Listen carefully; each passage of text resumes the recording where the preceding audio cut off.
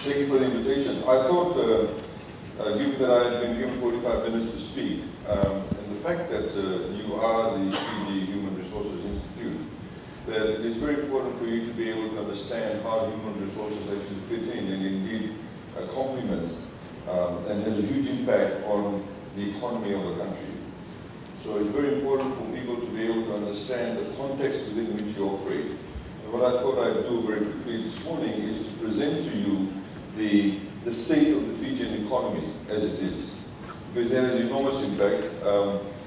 By the way, Howard, I saw your photograph in today's papers. I think they've reduced your age, I think, quite significantly.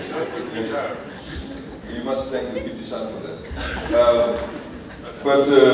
Ladies and gentlemen, very quickly, if I can take you through that, I understand there's a panel discussion later on this afternoon, where I'll be happy to take some questions. But if you do have any further questions, please don't hesitate to ask any questions. The reality, though, also is, before I also present that, is that in Fiji, unfortunately, I think for a number of decades, the human resources or the investment in human capital actually has been very much in the background. And it has not been given the level of prominence. Most certainly, I can speak from a civil service perspective. If you look at those people who have been running HR departments in many of the ministries, they have not been well resourced. They have simply been treated as administrative positions where people climb within the hierarchy and suddenly somebody becomes manager of human resources. There has been not that level of importance given to it. In the same way, for example, as we've argued now publicly too, Fiji today is in a position where most doctors are not necessarily specialized. So as we speak, there is nobody in Fiji, there's no doctor, no Fijian doctor available who can carry out open heart surgery. In the 21st century, Fiji, that's actually a very precarious situation to be in. If any one of us, God forbid, has a heart attack now, and you need open heart surgery, nobody can carry out the procedure. If you do require it immediately, you would probably die. We now have, of course, MEOT has just opened. This is not a plug for BSP, but MEOT has just opened a cath lab. There's also another one that's opened in Nadi just about 2 weeks ago, so they can actually do stenting, etc. But the fact is, the reason why we don't have such specialization in Fiji is because there has been a lack of understanding and a lack of willingness to invest in our human resources. And sometimes to develop the human resources, that capacity, we need to be able to have the right people in the human resources department to be able to understand what are the challenges. You also need to be able to understand that to bring people to a particular capacity, you need to be able to invest in them, and that can take time. So just because I may have completed an MBBS, it doesn't mean the next day when I start operating as a doctor or working as a doctor that I can come along and this lady requires open heart surgery, that I can cut her chest open and start playing with her heart. I can't do that. I need at least 10 years of experience. I need to be sent overseas. I need to be given that level of mass training or dealing with mass number of patients to be able to develop the capacity. So that, of course, requires time. That, of course, requires people who are able to understand that. And that is something that has been lacking. Today, 69.4% of the entire Fijian population is below the age of 40. So those of you in the age of, above the age of 40, we are all in the minority. Now, what does that mean? I understand your theme is about investing now for the future. We need to be able to recognize that. We need to be able to understand that. Once you're able to have access to that type of understanding and the statistics, you can then plan better. You can then identify the areas in which there are gaps or there may be need to build people or build capacity within your individual organization. And indeed, I'll speak from a national perspective, to build capacity within our nation as a whole to be able to address those issues. But also at the same time, ride that wave that currently we have. Our economic growth rate is, we understand there is some revised figures that will be sent out today, and we would predict it will be in excess of 4%. The growth rate looks very positive. But that growth rate obviously will become stagnant if we don't grab it, if we don't put in the right human resources. Fiji, there is not a single speech therapist that's available.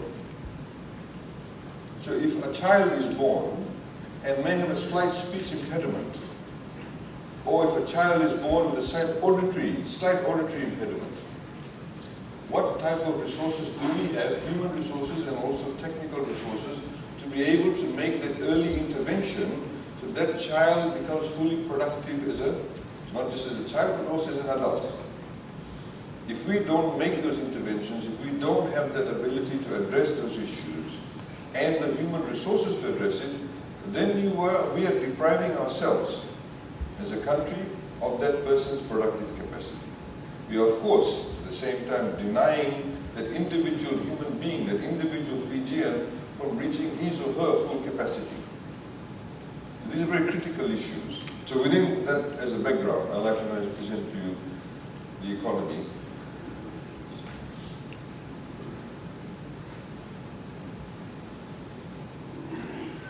What should I be pointing this to?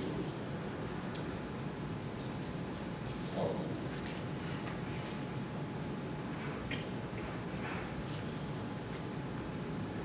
Can somebody tell me where I should point this towards so I know? Point it there?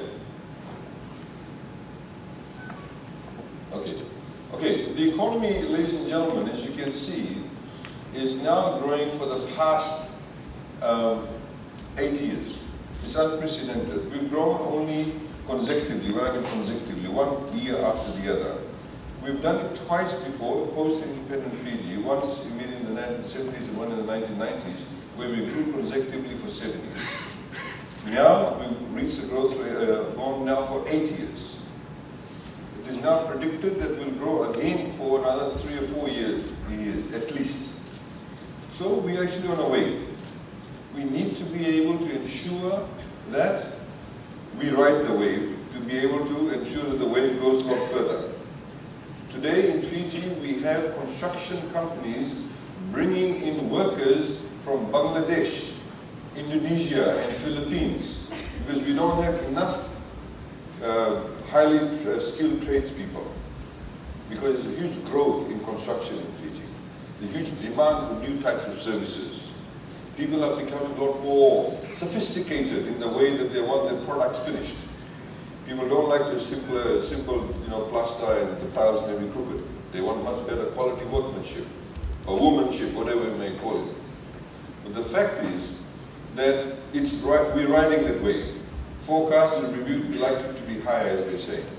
Unemployment now is the lowest it's ever been in the past 15 years. It's 5.5%, the recent statistics show. Youth unemployment, of course, is slightly higher than 5.5%. This is why government actually has reduced the retirement age of civil service to 55, to be able to give our youth that opportunity, because you have 70% of the population below the age of 40.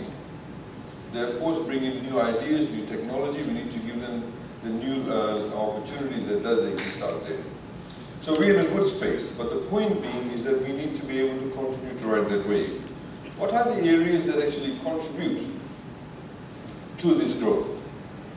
Agriculture contributes 0.34%. You can see fisheries and forests, this thing works, is quite low. So I don't think this works. I'm not trying to take it back. I'm trying to use it.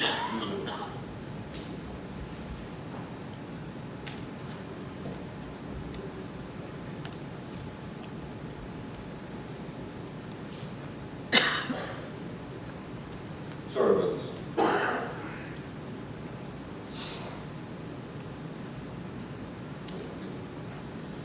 Okay, so you see agriculture is 0.34%. Fisheries and forests is very low. You can look at it two ways. One is that you're not doing something right, or there's enormous potential there in those two spaces.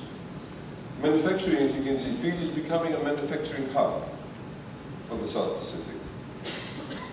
0.61%. As I mentioned, construction is 0.44%. Electricity, water, mining. This is one area that we are very keen on, which is the services sector. I hope people can see that. The services sector, financial services, transactions, wholesale, retail. We also believe that ITC will play a very pivotal role in this. We've been pushing the ITC sector a lot. country. Majority of the people speak good English. The fact that we are located in the right time zone. Anybody here from Mindpearl? Yes. Now, when Mindpearl came to Fiji, we asked them as to why were they coming to Fiji. Mindpearl originates from South Africa. Now, for 3 years, when Mindpearl came, we've actually been paying them a rebate. Every single dollar of salary they paid, we gave them a rebate for the salaries they paid to ordinary Fijians, to entice them to stay in Fiji. Because the way we looked at it was that if a company like Mindpearl can come to Fiji, others will follow suit. And in fact, that's precisely what's happened. So we have gave various tax incentives, we still have various tax incentives. So what was really interesting though, what they said to us, that I asked them, why do you want to come to Fiji? It's always good to know why people want to come to your country so you can build upon the strengths that you have. They said, well, in the right time zone, exactly 12 hours behind Greenwich Mean Time, so it fits in well with the time zones of North America and of course Europe, etc. We're only 2 hours away from Australia. Right, same time zone as New Zealand. We are also, the telecommunication infrastructure was attractive enough. We still need to do a lot more work in that area where we need to build up the backbone of the infrastructure. We speak English, and apparently our accents are neutral.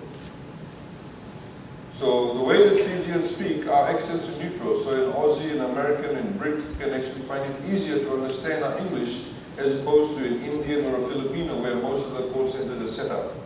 When these companies go to India and Philippines, they literally spend millions of dollars trying to get an Indian or a Filipino to change the accent so an American can understand them when they ring them up.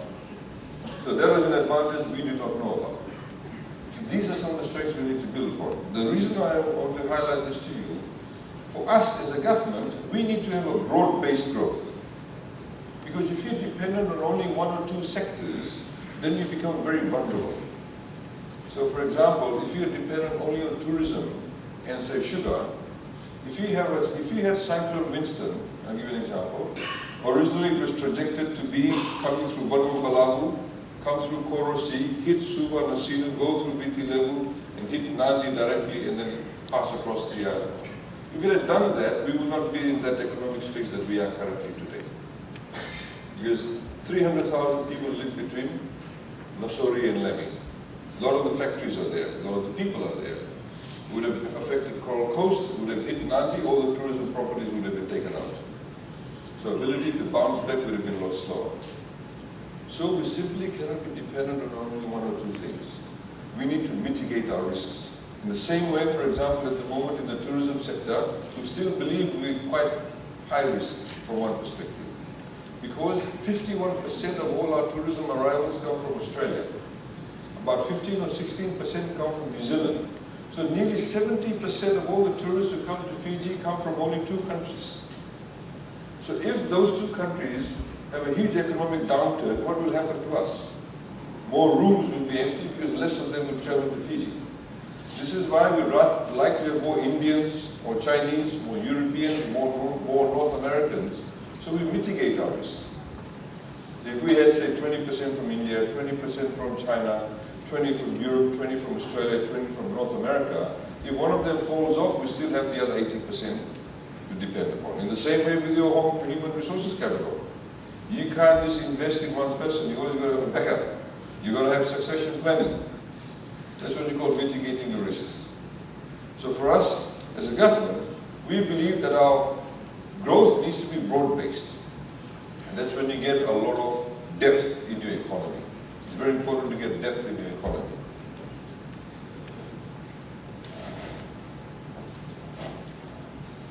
Sorry. I was just to go. So, okay, here we go. Now, inflation. As you can see, there are two things outside our control that affect inflation. One is the price of world fuel. Over here, you can see where it peaked. Price of world fuel was about $149 a barrel. As it came down, inflation came down because we depend on fuel quite significantly. We spend nearly $1 billion every year buying fuel, predominantly from Singapore. That's where most of the fuel companies buy the refined fuel from. The other one, of course, is, so you can see inflation is hovering around just around 2%. Then we have things like cyclones. Those of you from Suva, a small bunch of bananas cost $20 after cyclone. A bundle of long beans costs $5. Yangona costs $120, still going at that rate, but some people still drink it at the same rate. But that's what a cyclone does. This is why we don't like cyclones. Cyclones cost a lot of money. We lost 1/3 of the value of our GDP after Cyclone Winston. $1.3 billion US. That's how much Cyclone Winston cost us. But it also leads to inflation. So we need to be able to understand what contributes to inflationary impact. Because of course, those of you who manage human resources, there's arguments about when inflation goes up, what should you do with salaries, etc.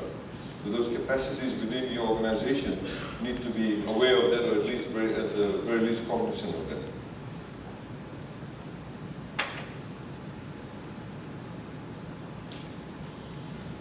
This is one area a lot of people don't know about, which is foreign reserves. It has a huge impact. Now, if I can just take somebody, if I take this lovely lady over here, nearly everything we have in Fiji, a lot of the things we have, is actually imported. So we buy things from Australia, New Zealand, Japan, USA, Singapore, Europe. But when we do, to put it very simply, this is how we've been talking to the high school students. Everything this lady is wearing here, this watch, this necklace, earrings, some of them may have been put together in Fiji, but the original raw material is brought from overseas. The nice dress she's wearing, it is probably sewn in Fiji, but the fabric comes from overseas. So when they sell these things to us, they don't sell it to us in Fijian dollars, they sell it to us in Japanese yen, US dollars, Australian dollars, New Zealand dollars, euros.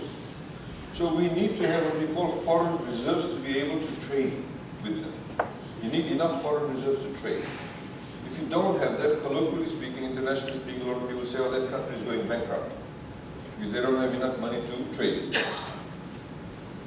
Foreign reserves, of course, in Fiji in 2005 set at about $549 million. You see this shredded line here, for those of you, that shredded line there, that actually, that one there, that's the international benchmark, that's the number of months. So essentially the benchmark is that you should have at least 4 months worth of reserves to be able to be seen to be stable, to be traded. You need at least 4 months worth. We, of course, in 2005 were sitting at only 2.3 months worth, 1.9 months, this follows through like that. Today we have a record $2.4 billion worth of foreign reserves. Never been this high ever in our history. What is really interesting, you can see over here, you see even though it was $1.9 billion in 2015, it says that we had 5.9 months worth of foreign reserve, of trading to do.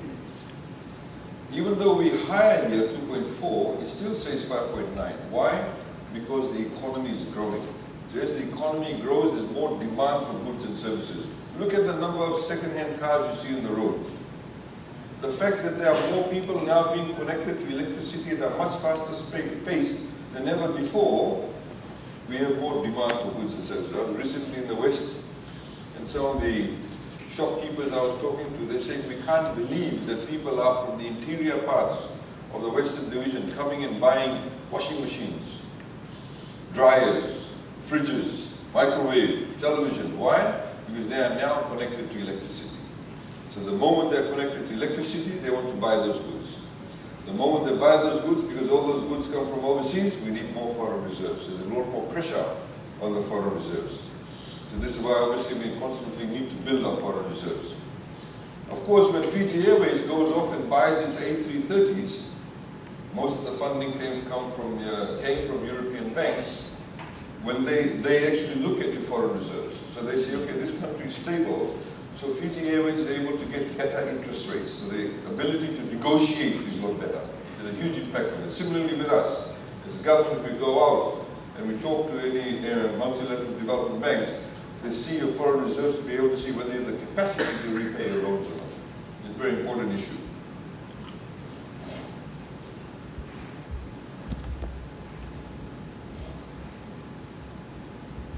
Now, every government since the Ratumara government has run a deficit.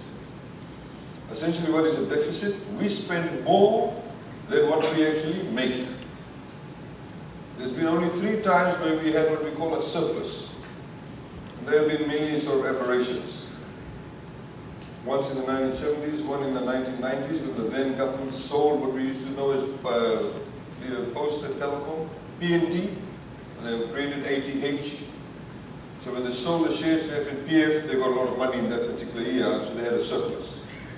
One other time we had a surplus, of course, was in 2008, but that's not something to write home about. It's more about probably lack of spending. But the trick over here is, of course, you don't need to have very long lines, because the longer the line, that means the higher the deficit. The trick, though, is that we need to ensure, most governments in the world run deficits. Generally, governments run deficits, and I'll show you some statistics. But you need to manage your deficits. So you can see, the other point, of course, is with the deficits, you need to ensure that if you are borrowing, that you only borrow to invest, or you only borrow to build. That's very, very important. The example that I use with the school children is that, with the high school students, I said, if you all want to decide to have a party at McDonald's and you don't have any money, and you go to ANZ, or BSP in this particular case, if you go to BSP and BSP decides to give you the money, you go and have the party, you borrow money, you eat the burgers, you eat the drinks, or drink the drinks, in the morning you wake up, everything is gone, but the debt is still there. If you borrow money to build something, in the morning when the building is sort of completed, the debt is there, the building is there. After a while, the debt will go, because you do the repayments, but the building will remain.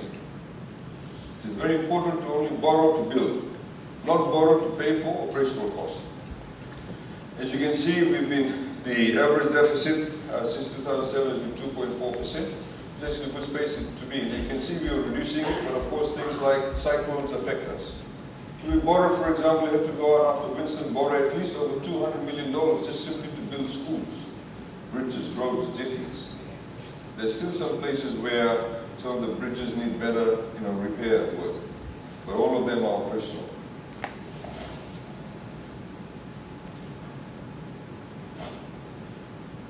I mentioned to you about revenue. Government collected $1.1 billion in 2004. Today we collect $3.8 billion, thanks to FERCA also, and the policies that we put in place. Sorry, it should not be called FERCA, it's FERCUS now. Fiji Revenue and Custom Services, as opposed to authority. We like them to be a lot more attractive, so people feel a lot more willing to deal with them. And that's the whole mentality. We need to make this shift. Also in your organizations, we need to be able to ensure that we become a lot more services orientated. A country that did that very well was Singapore. I heard a very interesting story about how Singaporeans, they run a very tight ship.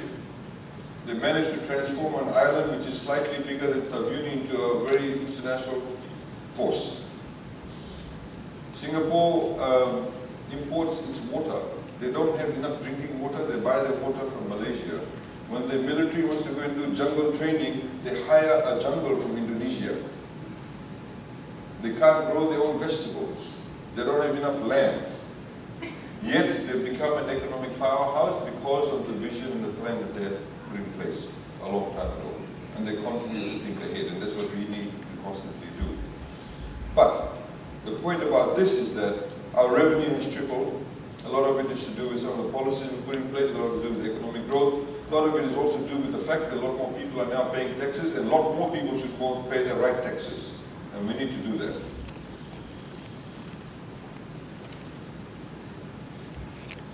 What are the areas that contribute to this revenue collection? Direct taxes, which is your personal taxes you pay. Company taxes contributes to 20.5%. Value-added tax, 26.1%. Customs, these are duties. A lot of still leakages there. Your whole attitude, please, if you work for these organizations, please come and become a whistleblower. We have people bringing in, say, $10 million worth of goods at the border, they'll declare $2 million worth, in the hope that they don't get caught, so they pay less duty. When they get caught, or used to get caught, then they say, oh, sorry, we made a mistake. Then they ask them to pay the additional amount, and they go away. There's still a lot of corruption, and this is the opportunity I want to take with you that a lot of you come from the private sector. I've seen lots of emails, very simple emails.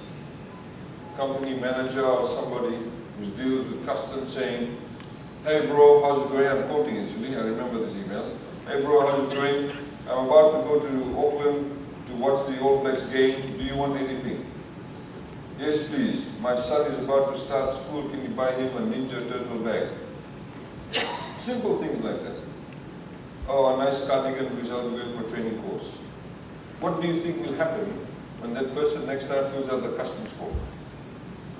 Does the customs officer feel obligated to carry out a favor for the applicant? This is why with FERCA's new salary review, the customs officers are the ones who will receive the highest pay rise, more than 50%. This is the reason why they've done it also, apart from the fact that they're supposed to be doing the right work. But these are some of the areas that we need to be able to address, and it is really a very critical issue that you also understand. Most of you come from the private sector. The private sector has a very pivotal role to play. That we see as a form of patriotism. You can go to Singapore, people make lots of money, but everybody pays their taxes. Everybody adheres to the law. There seems to be a culture in Fiji that how do we obfuscate or do some sidetrack. We need to move away from that. Otherwise you can't progress as a country. Of course, we have another area. One issue I'd like to highlight too is ECAL. You can see over there, ECAL. ECAL is what we call the Environment and Climate Adaptation Levy. We expect to collect about $90 million from that this year, this financial year. We put in place a new law where we've said every single cent that's collected from ECAL will actually go only towards environmental initiatives and climate adaptation initiatives. We've already moved 3 villages to higher ground because of encroaching waters. There's another about 42 or 43 villages that need to be moved to higher ground also, because they no longer can stay there because of rising sea levels. There's one in today's papers I saw in the Fiji Sun, in Ba. The Honorable Minister Seruratu was there. They moved to higher ground. Those things cost money. A lot of villages need seawalls. There are a lot of drainage systems. I've been to sugarcane farms where, for example, the soil is now salinated. It's got salt because of encroaching waters. They no longer can plant sugarcane on it. So these are some of the areas. So what we've said, every single dollar that's collected from that, can only go towards that, and we'll publish that. So we want to, in about 6 months' time, have banners up here, not banners, but placards, brochures at the airport here, because most of the people who pay ECAL are tourists, and in the municipal council, so you know, okay, where has the money gone to from the collection of ECAL. It creates a lot of transparency, you get a lot more buy-in. Tourists don't mind paying ECAL, but the moment you call it something else, okay, it takes a different, pace. If you say it's service turnover tax, they don't like it. But if you call it environmental climate adaptation levy, they feel good because they're contributing to an initiative that is particularly, a very practical issue.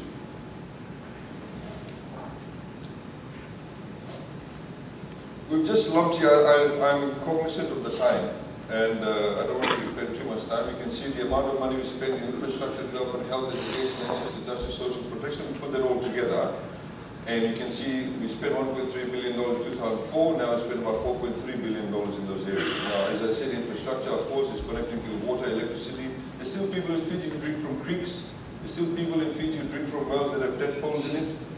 A lot more people have been now connected to reticulated water systems and have access to electricity than ever before, but we still need to do more. A lot more work needs to be done in that area. There's still people who don't have electricity. As you saw with the COP23, the pre-COP, we had the Leonardo DiCaprio initiative. A lot of villages that probably won't get connected to the grid because they're so far away will now be connected to electricity in standalone generation systems. We need to build that capacity. As I said, the example that I give, if you have, say, a person who's a fisherman, a person who lives in a village, or a person who's a fisherman, when they go and catch fish but they don't have access to electricity and they come and sell the fish on the roadside, they will sell the fish at a particular price. As the day goes by and the fish is not sold, they will reduce the price of the fish because they need to sell it because they know they cannot store it because they don't have electricity. If they don't sell it, they have to eat it themselves, give it away to somebody, or the fish rots. So when you drive past, you try to negotiate, probably sell it a tenth of the price. But the moment you connect them to electricity, they won't bring down the price. If they don't sell the fish, they'll keep it in the cooler. Next day you drive past, they'll throw fresh water on it and say, fresh fish for sale. But the price has not come down. What does that mean? It has meant that their earning capacity has increased.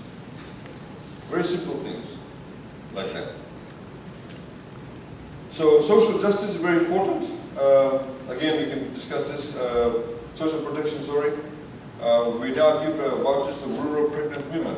We now have vouchers for disabled persons. These people all need to be able to be brought into the mainstream of society, otherwise we'll be pushing them to the margins.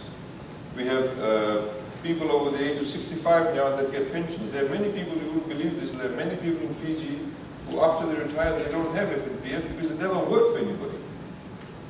In farmers' villages, a lot of women don't have FNPF.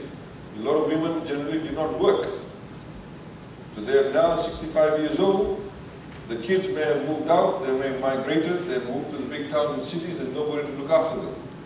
So now they're entitled to $100 a month. Husband and wife both, each. Because we need to look after them. Sometimes they need specs, they need drugs, whatever it is they're required to live on. Society is changing also.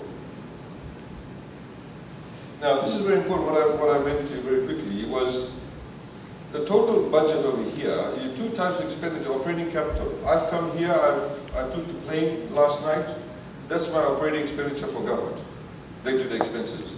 My salary, civil service salary, we spend over $1.01 billion in the total government spend is paying for civil service salaries. The new civil service pay rise is costing us approximately another $150 million more. That's what you call operating expenditure. Toilet paper, ink, whatever it is, that's your operating expenditure. Capital expenditure is the money that you spend to build things. You're opening a new maternity hospital in Makoi, all those sorts of things, roads, bridges, jetties, these are assets. So the trick is, as I mentioned earlier on, you need to spend a lot more money in capital expenditure, in particular if you're borrowing. Comparison 2004, 83% of all the money the government spent in that year went to operating expenditure.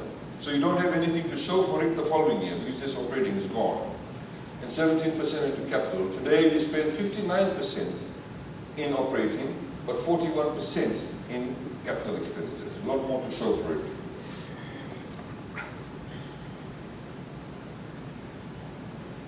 Again, I mean very quickly, these are self-explanatory. The amount of money being, these are good old PWD days, and how much money we spend now on roads, bridges, and jetties.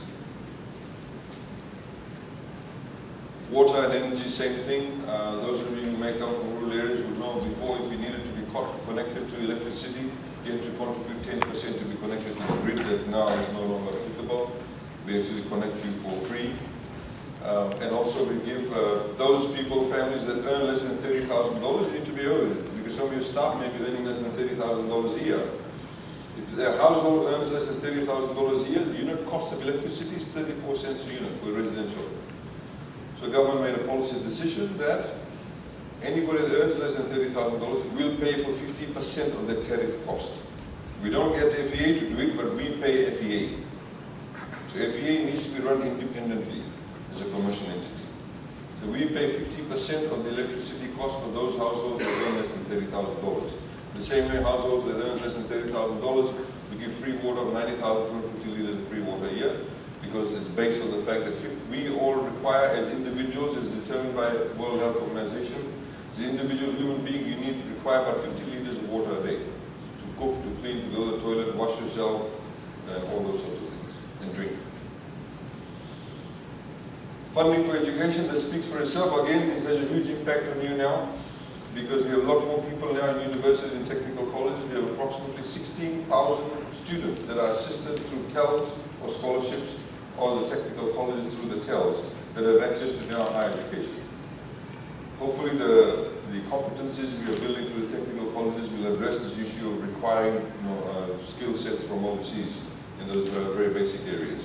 We of course increase the funding for that, and we can talk about that later. Again, funding for health, that is the self-explanatory. You can see the funding. Our major challenge in health is not necessarily the assets, but it's the assets and the human resources, as I mentioned. We need to build that capacity. Dr. Biribo recently returned from New Zealand.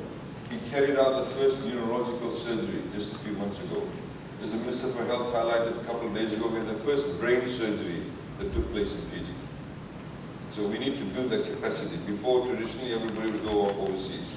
We need to invest more in Fijian doctors. That's what we're trying to do do the specialization. In the same way, for example, with nurses. We've now differentiated between nurses.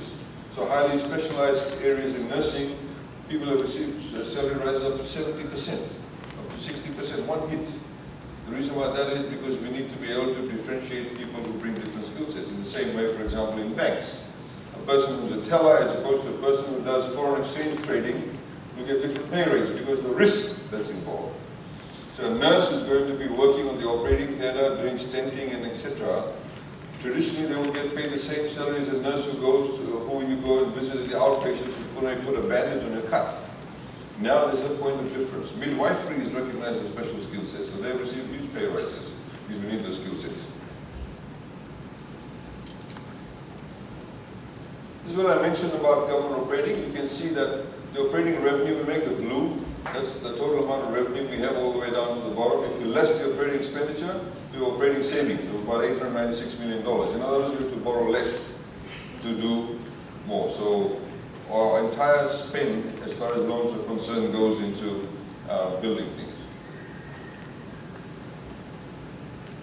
A lot of people talk about government debt without necessarily understanding it. In nominal terms, government debt has increased. You can see government debt was $2.2 billion here. And now government debt is $5.2 billion. It has increased. Now, as I've explained, government debts actually contribute from one government to the other. So the Ratumara government incurred debts.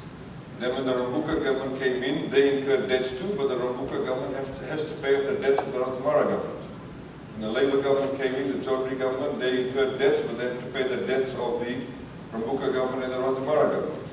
When the Garase government came in, they incurred their own debts, but they have to pay the debts of everybody else. Similarly, out of this $5.2 billion, $2.2 billion we inherited from the previous government. We have to pay that. Turkey never defaulted on any of its loans, irrespective of whichever government has come in. It's a good space. We have a good reputation as far as that is concerned. So, as the economy grows, your capacity to borrow increases because you have become much bigger. Again, the example that I use with school students is this. I said, assuming that the GDP worth is $100, our total value of our goods and services is $100. We go out and borrow $20. So you would say a debt to GDP ratio is 20%. 20 of 100 is 20%. But then your economy grows bigger and you have $500 as your GDP. But you go and borrow $50, 2.5 times more than what you borrowed. So that's what you call the nominal figure here. So you borrow $50 this time. So even though your debt has increased from $20 to $50, your debt to GDP ratio is actually only 10% because your economy has grown. You have the capacity to borrow. And that's precisely what's happened in our case. You can see over here, in 2006, our total nominal debt was $2.8 billion, but as a percent of GDP is 53.3% because the economy was smaller. Today, the debt is $5.2 billion, but it's only 47.5%. So a lower figure, nominal sum, 2.8 billion, but 53.3% of GDP. 5.2 billion, but 47.5% because we've grown. We've become richer. That's basically the bottom line.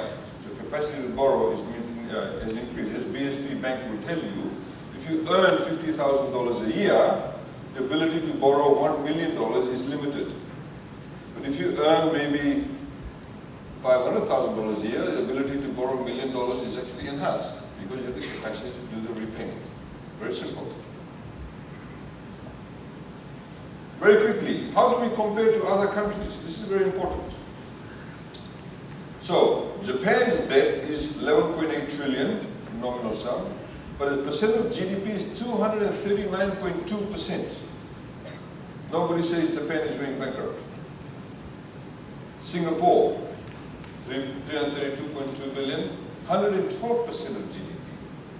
USA, 107.4% GDP. Canada, 92.3%, 92.3% of GDP, $1.4 trillion debt. Let's look at some comparable countries. These are big countries. But all of this, mind you, all these countries are AAA rated countries. Maldives, island country, 81.5%. Seychelles, island country also, 68.6%. Nauru, Mauritius. You can see Nauru's debt is $66.3 million, lower than Fiji, but as a percentage of GDP, it's 65%, because the economy is very small.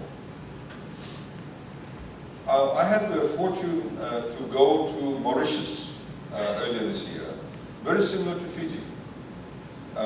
Very much dependent on sugar and tourism, but they've diversified the economy. They made a very critical decision a few years ago, as we are doing, but they did on a much bigger scale. They said, look, we cannot depend only on tourism and sugar. The size of Mauritius is about 2,500 square kilometers. The size of Viti Levu, just to put in perspective, about 10,000 square kilometers. Now, what they did was they built 4-lane roads everywhere, they connected everywhere to water and electricity, they borrowed very heavily, they set up IT parks, and then they realized they had a strategic strength, and that was they're very close to Africa. But Africa does not necessarily have a good reputation, but everybody wants to go and invest in Africa, because Africa has the largest percentage of arable land that is underutilized. It's got one of the largest percentages of youth population. So obviously when you have youth, you have consumer demands. A lot more babies are being produced. Consumer demand increases. So everybody wants to go invest in Africa, but their reputation is good, civil war, unrest, etc. Mauritius marketed itself and say, come to Mauritius and operate into Africa from Mauritius. All the international companies came there, they set up IT parks, gave them all sorts of concessions and what have you. And today, their debt level is quite high, 7.5 billion, this is in US dollars, 62.7%, but it's good debt, because they're getting a huge return from it. A lot more jobs are being created. They went to India and brought in 3 internationally certified Indian hospitals and set them up in Mauritius. So they said to all the Africans, don't go to Europe, don't go to India for your surgeries, come to Mauritius. And after you have your surgery, come and go to our hotel and relax. That's what they've done. It's very hard to get citizenship of Mauritius, extremely hard, but they give them permanent residency. You cannot own any land as a foreigner in Mauritius, but you can own apartments. When you buy an apartment, 50% of what you pay towards your apartment goes to government as tax. But it's a safe environment. All the utilities are there. So it's a good, sort of oasis for people from Africa. And that's what they've done. So if you spend money to build for the future, it's a good debt to have. And this is, we compare ourselves to other countries here. Samoa, you can see 52.6%. Although the nominal sum is lower than ours, as a percent of GDP is a lot higher. And Fiji, of course, in US dollars sits at $2.35 billion. The reality is that, ladies and gentlemen, that human resource investment is very, very critical. All of you who work in the human resources area in departments, you play a very pivotal role. And I think in Fiji overall, the human resources area has been very much understated or in fact undervalued. You need to invest in your own selves. You need to be able to ensure that you adopt new technologies, new way of thinking, and how you can re-engineer your organizations to be able to take advantage of the economic trajectory that we are on.